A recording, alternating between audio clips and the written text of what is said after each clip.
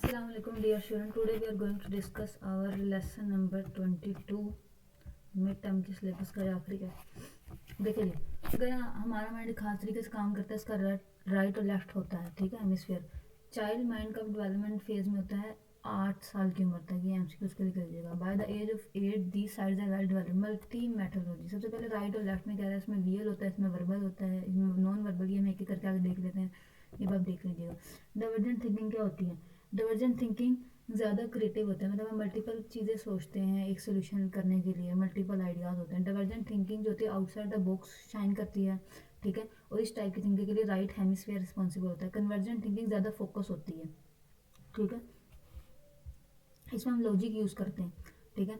Evolute analytical and logical thinking includes in it, ठीक है। आगे करें न्यूट्रिशन क्या होता है? ये गैसिंग जो होती है, मतलब गैस करना, ये न्यूट्रिशन पे आ जाता है। Implications of for teaching, teacher जो होता है तो इंस्ट्रक्शन को प्लान करना चाहिए दोनों हेमिस्फीयर के लिए, मतलब राइट और लेफ्ट। टीचर जो होता है प्रेजेंशियली एम्फेसिस ऑब्जेक्टिव इंस्ट्रक्शंस जो लेफ्ट साइड ऑफ ब्रेन के लिए फोकस हो, ठीक है। We always talk about creative thinking and sciences, यहाँ से देखना है। Researcher was conducted, it was reported the teacher mostly किस पे, रिसर्चर ने कहा कि टीचर जो है मोस्टली लेफ्ट हेमिस्फीयर पे वर्क करते हैं, ठीक है। जब हम राइट साइड की बात करते हैं तो यहाँ पे क्रिएटिविटी और डाइवर्जेंट की बात आती है, ठीक है।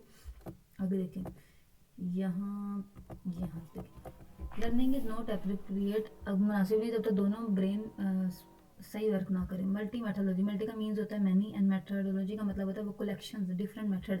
आपको पता है लर्निंग करने के लिए डिफरेंट टीचिंग मेथड यूज़ करते हैं, प्रोजेक्ट लर्निंग, इंक्वायरी, लेक्चर, ठीक है। टेक्निक्स होती हैं लाइक डिमॉन्स्ट्रेशन, वीडियोस यूज़ कर लेते हैं। किसी भी जो चिल्ड्रन होता है उसका जो टेंशन टाइम होता है 10 मिनट होता है, जो एल्डर होता है उसका टेंशन टाइम 50 मिनट है। अगर 40 मिनट का लेक्चर है तो बच्चा ज़्यादा से ज़्यादा 15 मिनट ध्यान दे सकता है। अगर variation is the quality of a good lesson, ठीक है। लर्निंग के 3 किस्म के स्टाइल हैं, ऑडिटरी, विजुअल एंड टैक्टाइल। कितने स्टाइल्स हैं? 3 स्टाइल हैं, ठीक है। ऑडिटरी वो जो हेयरिंग से रिलेटेड है, जिनकी ये लर्निंग स्टाइल है वो डिस्कशन बड़े अच्छे से सुनते हैं, लेक्चर बड़े अच्छे से सुनते हैं, ठीक है, और उनके लिए वॉइस बहुत मैटर करती है, ठीक है। डिमॉन्स्ट्रेशन क्या है? Demonstration method very good method, जो विजुअल लर्नर के लिए जो है डिमॉन्स्ट्रेशन मेथड बहुत अच्छा है, क्योंकि गुड लेक्चर्स आर दोज जो कि विजुअल एड यूज़ करते हैं, ठीक है, हो गया।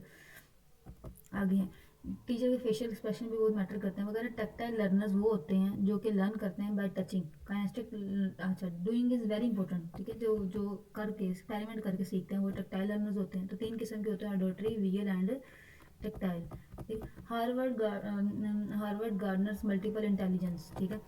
Intelligence is ability to do a lot of mental work, ठीक है, ठीक है। Howard Gardner intelligence think that ability is not of same kind. इसने 8 किस्म के इंटेलिजेंस दिए थे, तो इसने बताया इट इज सेड, ये कहा जाता है कि अगर आपको जॉब मिले तो वो आपकी आईक्यू की वजह से, अगर आपकी जॉब सस्टेन रहती है तो वो आपके ईक्यू की वजह से है।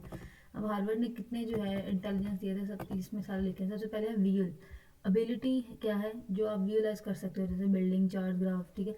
लिंग्विस्टिक क्या है? जिसमें आप वर्ड्स को यूज़ कर सकते हो, ठीक है।